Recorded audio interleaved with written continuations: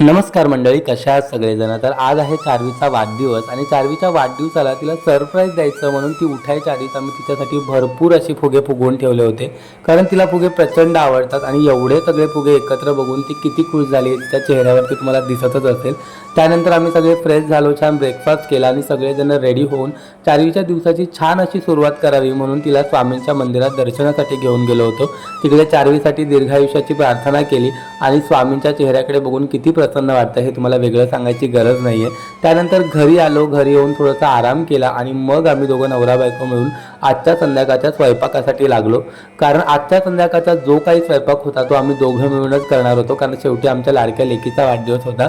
आता काय काय बनवलं होतं हे जर तुम्हाला बघायचं असेल तर त्यासाठी आज ठीक 12:30 वाजता आपल्या यूट्यूब चॅनलवरती मोठा व्लॉग येणार आहे, तो नक्की बघा. स्वयंपाक पूर्ण झाला आणि मग आम्ही लागलो डेकोरेशनला. डेकोरेशनमध्ये मम्मीची भरपूर अशी मदत झाली, कारण एवढे सगळे जे फुगे दिसत आहेत ते सगळे मम्मीनेच फुगवले होते. बाय द वे, हे डेकोरेशन तुम्हाला कसं वाटलं हे कमेंट करून नक्की सांगा.